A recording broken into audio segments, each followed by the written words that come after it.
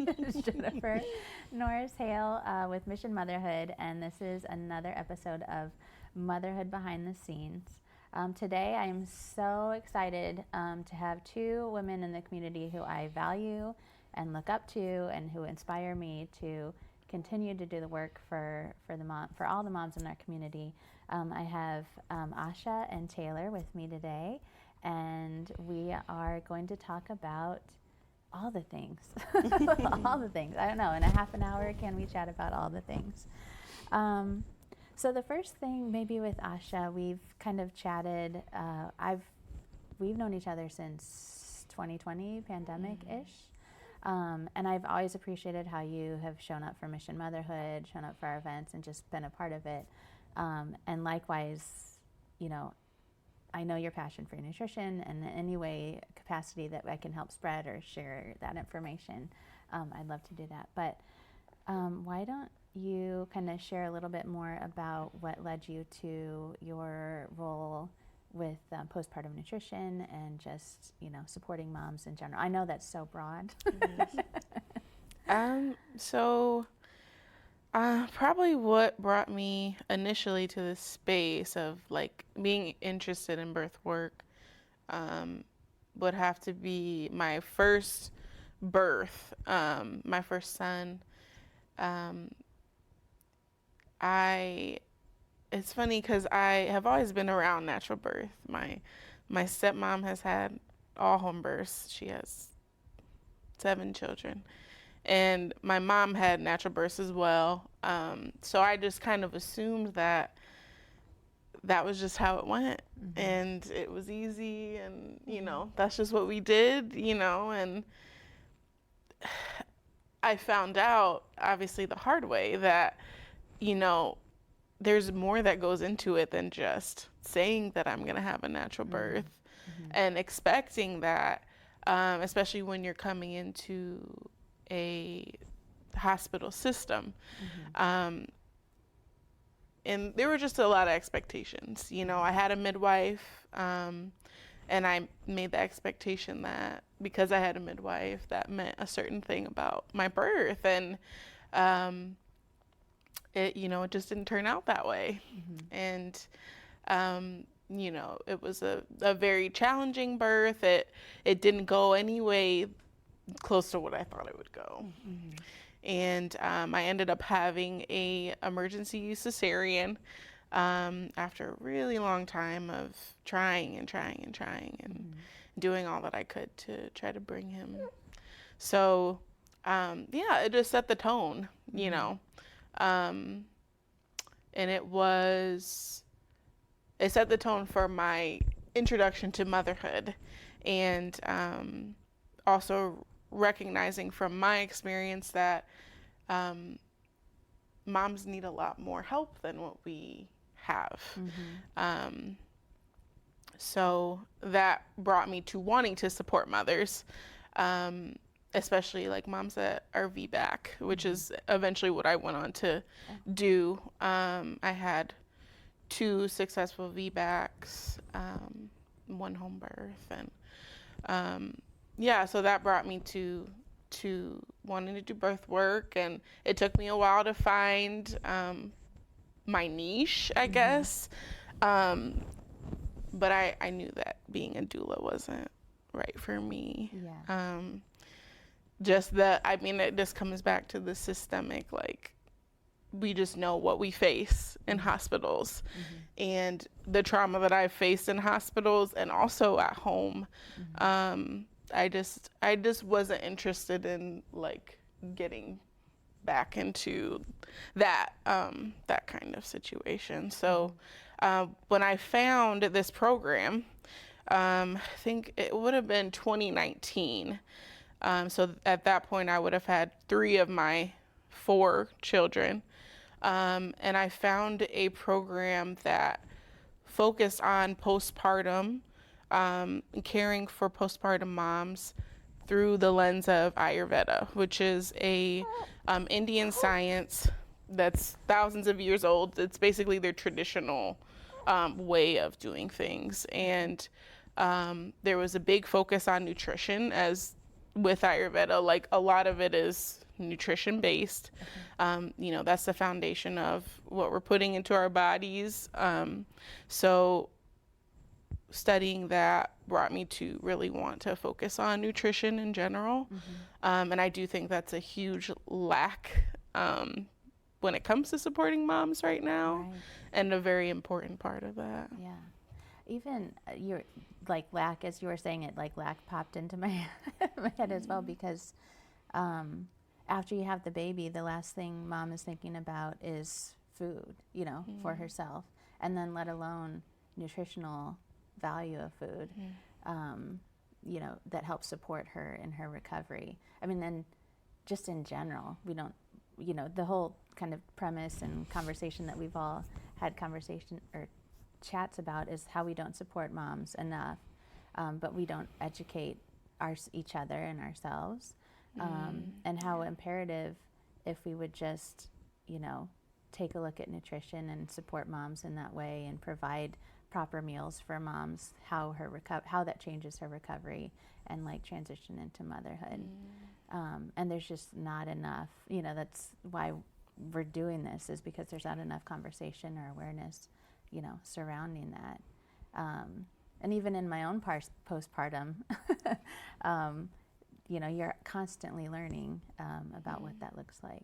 So yeah, well, we'll hear, you know, I'd love to hear more about that as well. And how, especially also how you guys came together too, how this connection was made.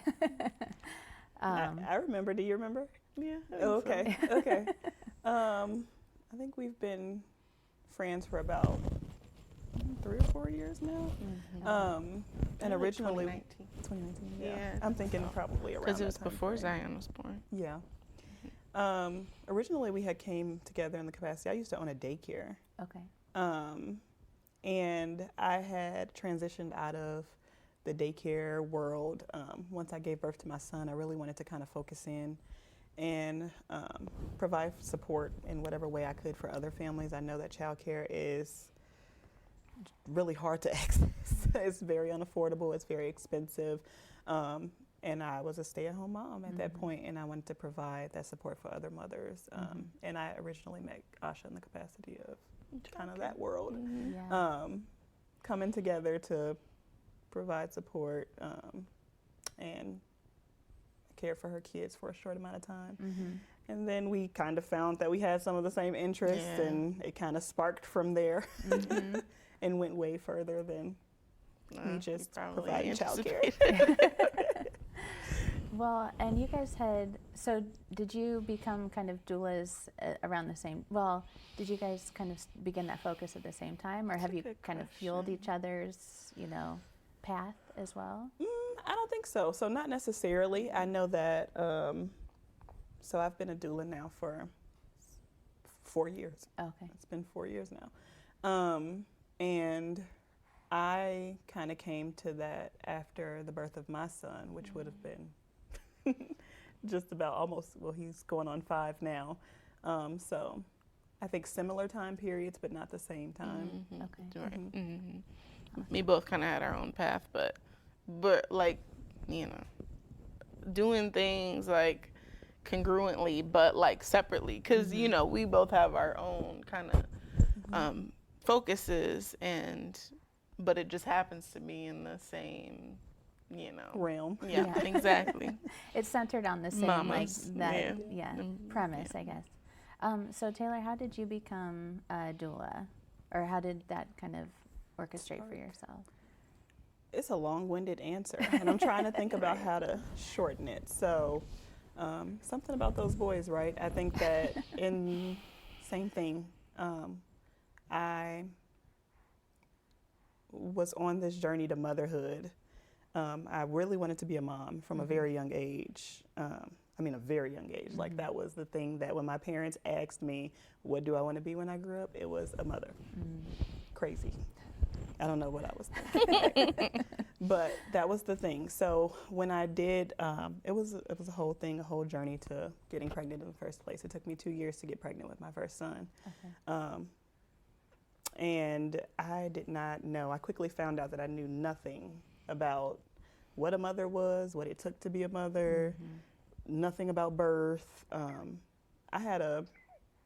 My family, my parents in particular, they weren't private, but we didn't really address anything within the realm of pregnancy or birth. I hadn't seen anyone. The only person that I had seen give birth one time was my mother.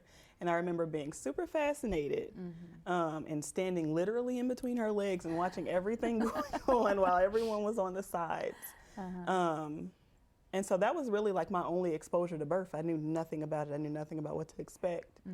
So I just remember diving into the research, but I researched all the wrong things. Okay. All the things that really, in the grand scheme of things, do not matter. Like what was that?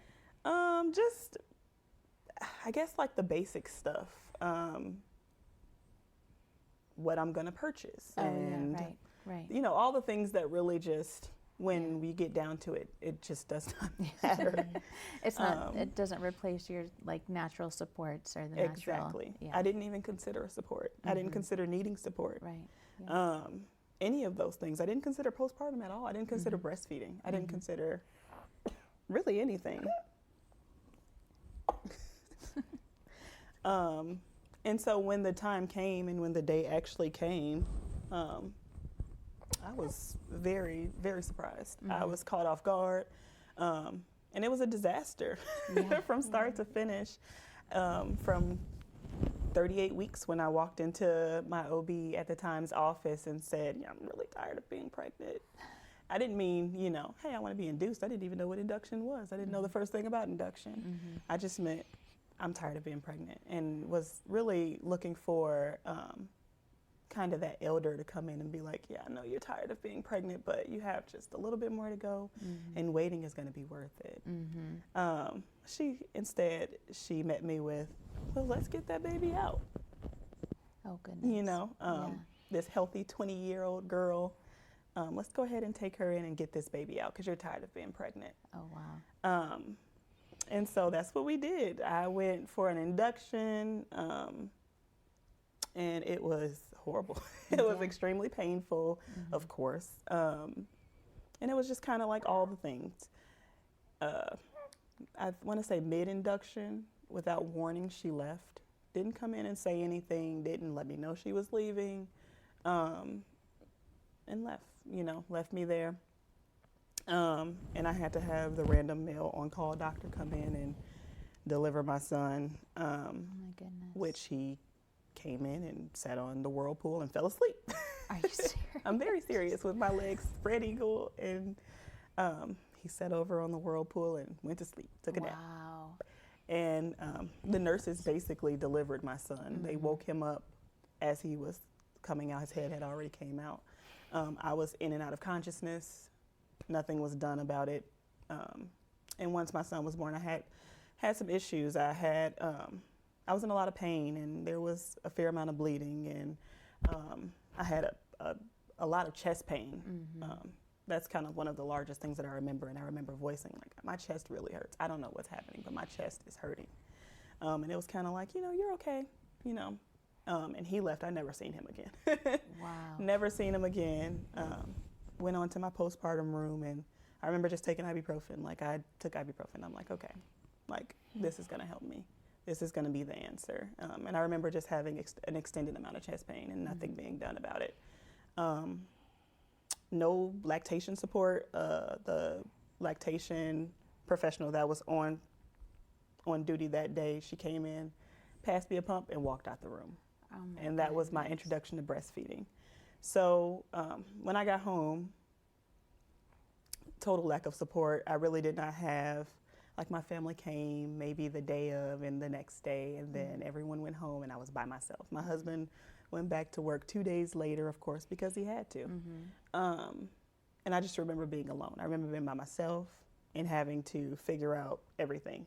A new baby, breastfeeding, which was not going well. He had a tongue tie. I didn't know what a tongue tie was at the time. Yeah. So I'm just thinking, okay, this is painful. I have to figure it out. I remember doing all the things to figure everything out. And I remember knowing that I did not want another mother to have this same experience. Like, there is no way that this is what this is, what I dreamed of from a little girl, this is motherhood. There's no way. Yeah. So, and that was just my first birth story. And my second one was 10 times worse. Oh my goodness. So, although by my second one I knew better, I knew better about some of these things, I had lacked the courage to really speak up. And I remember, same thing, you know, with not an induction for no reason, but my daughter, she had IUGR. And once again, before I knew very much about what intrauterine growth restriction was, I remember being kind of scared into like, you know, your baby could die or this could happen. And, you know, do you want that to happen? So agreeing to, you know, an induction. But this time I knew a little bit about induction. You know, I'm like, okay, I'm not going to go with this method. I'm going to go with this method. And I remember agreeing to the Foley Bub method and everything going okay up until I reached 9 centimeters. I was 9.5 centimeters. I had a cervical, I had a lip, a small lip. And instead of allowing it to go away on its own, I remember, you know, being forced down and having hands stuck into me and yanking back on the cervical lip and telling me to bear down with fingers inside of me. Oh my goodness. And I remember it being excruciating. Like that was the worst pain of my life. And me asking her to stop and get her fingers out and her refusing and telling me to bear down. And so that birth experience just in general was a lot. There was a lot of being held down and calling people in to hold me down, to put monitors back on me, me having to yell commands and different things of that nature. And ultimately at the end, when I actually, because they had told me to stop pushing, we're not gonna push anymore, I was actually about to go for a C-section. Because at that point my cervix had swollen tremendously. Like it was extremely swollen. I was in a lot of pain and I kept on expressing that I was in a lot of pain. Something was not right. And eventually when they finally did listen and check, my cervix was really swollen. So they had told me to stop pushing. But at that point, the fetal eject reflex kicked in and she was starting to be born. I remember flying up and starting to push and she was like, no, stop pushing. I'm like, she's coming. And the nurse was like, no, she's not. She's not. Just lay back. And I'm like, I can't lay back. She's coming out. And my husband poked his head back and he's like, she's coming out. The nurse ran out of the room to go get the doctor. And at that point she came out, hit the bed, would have hit the floor, but my husband caught her. Oh my goodness. Yeah. So it just was really like a super traumatic experience and something that I knew I did not want for other mothers and something that I knew I had to make my life's work. I had to do something about it. I did not know what that was. So upon researching, I found, you know, multiple different paths to becoming a doula. And I decided like, hey, this is what I'm gonna do. I'm gonna become a doula. I originally, I started out in lactation. I became a lactation professional first, and then went on to become a birth doula, and then went on to become full spectrum through multiple training sources. So long-winded answer. But I mean, so many things, because I really appreciate. I had no idea the multitude of issues that had happened surrounding both of those births. So I appreciate you sharing that, because I do think also too sharing the stories is what we're missing in you know, motherhood. It's not the expectation of what motherhood looks like when we're little, or what it even looks like before we become moms, and then what it is. It's not just, you know, what's really involved in a natural birth. Like I had no idea either. That I wanted natural birth, and I thought it was like rainbows and butterflies, you know, like those never. My home birth was never probably showed the up. hardest birth I've had. So I appreciate you sharing that, but I think it's interesting just the conversations that we've had through this whole thing, and just with you two as well, is you've gone through so much to give back so much, and to make sure that no mom ever has to go through it again, and even to go through it alone, or to go through it without understanding your choices and understanding what's going on. and so often, I mean, at this minute, there's probably a mom who's terrified, you know, going through some type of a birth. And it's just, you know, there's so much work to be done. And one of the things that we've talked about too, or talked about earlier, was, you know, the maternal mortality rate in Indiana. So I get a little conflicted talking about that, because do we talk about maternal mortality, or do we talk about like the near miss of, you know, situations that lead up to that as well? Because those situations aren't looked at, aren't addressed, and they are they're leading into those numbers as well.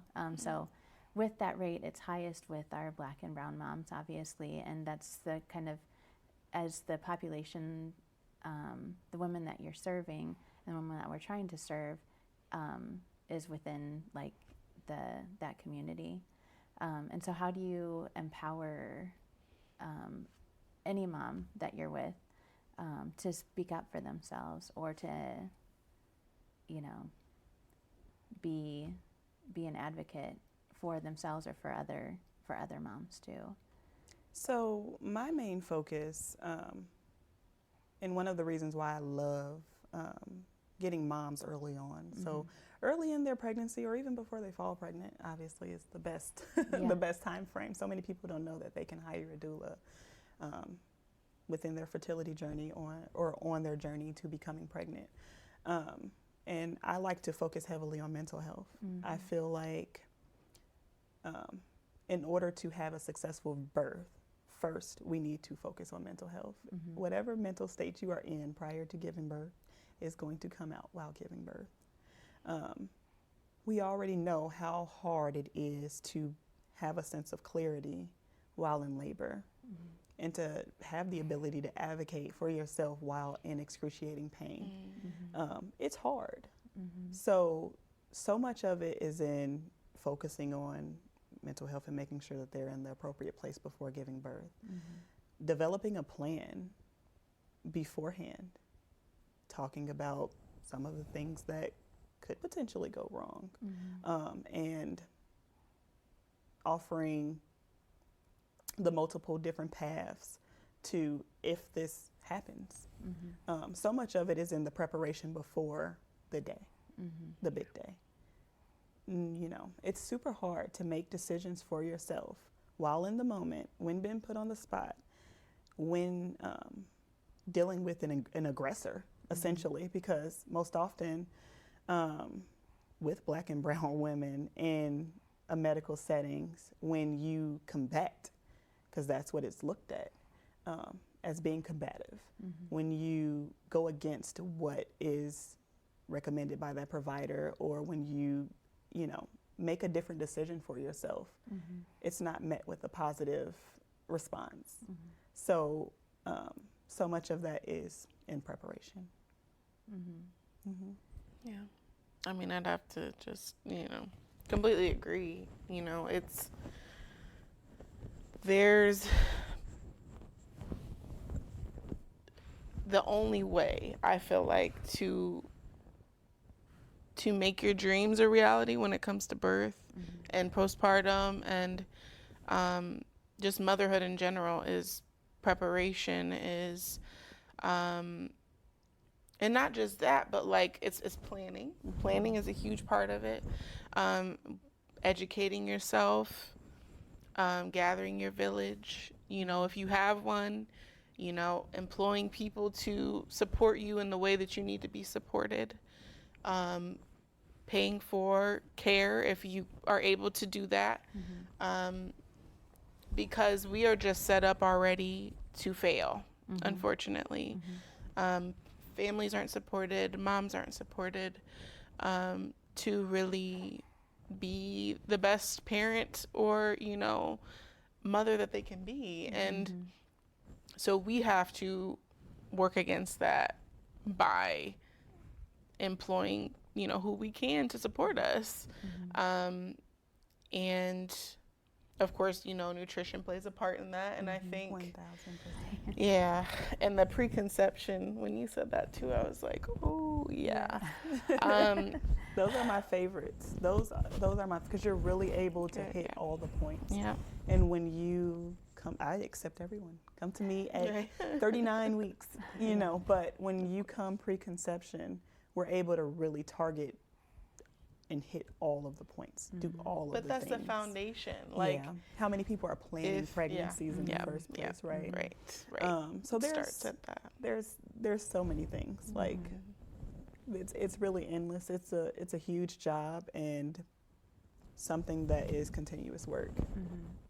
And within that too, like finding just value in yourself, like understanding the value of becoming a mother, or what motherhood looks like, or that transition. Like, okay, I want to be a mom. What does that look like for me? How does that define a new role for me? Because I don't think that, you know, we say we value moms, but we don't value moms in various multitude of aspects. So like, how do we find that within ourselves? And that's,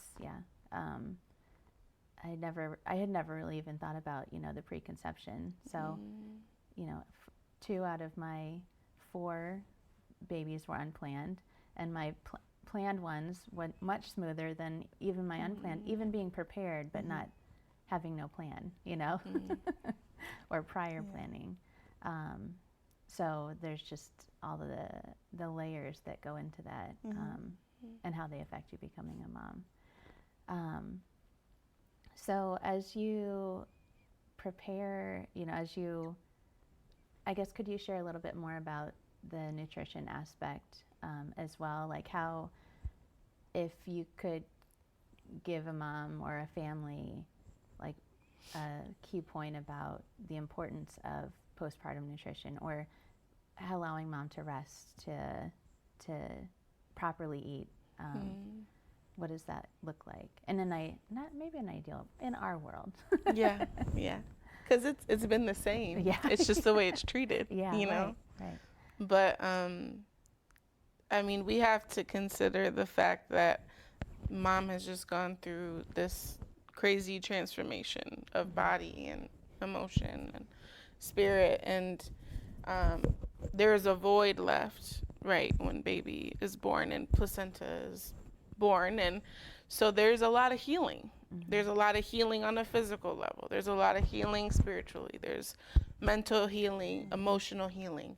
And so if the mother is not allowed to rest on a base level, I mean, I think rest is, that's a huge part of it. How that integration can happen. Like, and you can't heal if you are constantly doing. Your body has to focus on, your body has to have time to focus on healing. So if you're doing all these other things, there's no focus. And so that gets left behind. And it's the same thing with digestion as well. So the focus for postpartum nutrition is light, it's warm, it's well spiced, it's anything that would be easy to digest. Soft, cooked like slow, or, you know, just very, like, if you just think about the like most tender like meat, or, you know, like vegetable, like just the softest, easiest thing to digest, so that the body is not focused on digesting this food, and it can focus on healing. Crock pots are your best friend postpartum.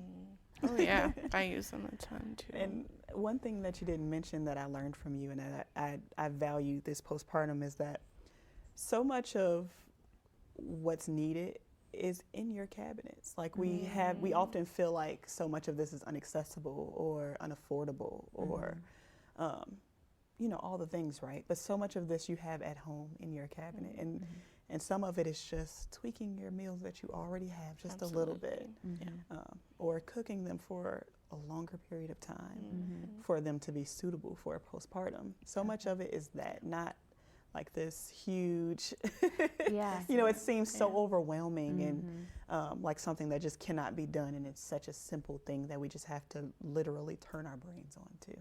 And then it becomes a way of life and something that we can pass down to generations. Simplicity, is key. Yeah, that's Yeah. everything you said. Yeah. And in my mind, even of serving postpartum moms, I'm like, you want to be like grandiose with it, but you know, it doesn't have to be a grandiose gesture. It can be very And I mean, simple. if you think about complexity, like you don't want what's complex. You want simple. Easy, you want accessible. simplicity. Yeah. You want comfort. You know, comfort and the big thing for me is like, and a big focus of nutrition, but it's also like a back to tradition for me because my family, I have Indian and ancestry, so that course that I took was very central to me, and most of the teachings I've learned are kind of like a re-education, relearning of the traditions that I don't have, that are disconnected, and bringing those things in, like those dishes that grandma, you know, 100% makes, and like those like comfort foods that just like that soul food, you know, that just hit your soul.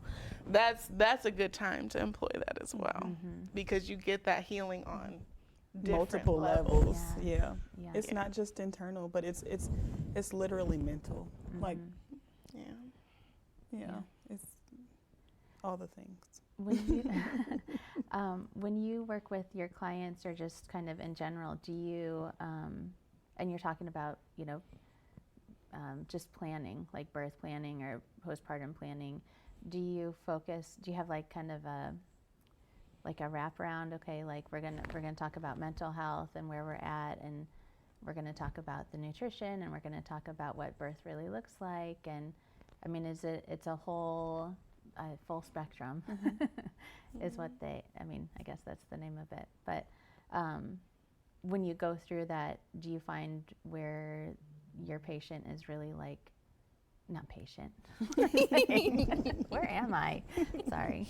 Where your client is struggling, like maybe they understand the nutrition piece, or they have the support to provide, you know, proper food, but it's really, they haven't addressed the mental health issues. Like, as you say that, like I look back on my first birth and I had complete unaddressed anxiety, which I think went into a lot of the complexities that happened with that. But, you know, so do you kind of hone in on that? And I say that, and I'm making like a 5-minute question. But because like the work that you do in the community, like it's seen by everybody. Like you guys, I feel and I see are two very important women doing the work actively in our community that women can trust, that are changing the conversation and changing the way that women are experiencing birth for their own children, and then hopefully on their children's children. Like we're on like a macro level here. And I guess, and I ask that question because you do the work so well. How do you do it? That's what I'm trying to say. It's really family based. Yeah. Like it changes and it shifts from every client. I mean, it truly does. I have clients that are like, you are my life coach. And we still talk every day. Yeah. You know, and I have clients that are like, you know what, I just need you here with me in the hospital to be my sister and to love on me. And I do that. Yeah. And it really is customized to the family and what their needs are and what they're lacking. I'm just here to hold space with them and to give them whatever it is that they need in that moment. If it's cooking, if it's mentoring, if it's resources, if it's however it looks. Yeah. Well, I so appreciate your time. Like I literally, we didn't even touch the surface on like not being able to. Is there anything you would like to say in closing about how mothers could be more supported in our own community or in, you know, society in general, because it's a major problem? I think that I can only talk locally right now, right? So we're in the process of, as I told you, we're in the process of opening up a location. Right. And we're really wanting this space to be all-encompassing, basically. I mean, we're focusing in on yoni steaming, but it's all the things, right? It's it's another resource for support and education and all the things that are needed. Yeah. And so I want to be able to provide our community with whatever is missing. And that's what we are. Yeah. Yeah. And the more we do that, the more we provide that, the more the community grows, honestly. So, yeah. Well, I mean, I adore you guys. And I don't say that like lightly because I do appreciate everything that you do and just the time that we've been able to share and just bounce, you know, conversations and everything. So I appreciate you being here and sharing. And I will also have like your resources available too.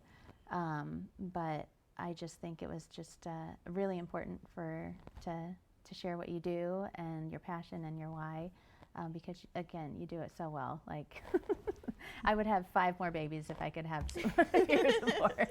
Same, probably. Yeah. Not me. You're done. You're I done. have enough. I'm good. But thank you guys for being here. Absolutely.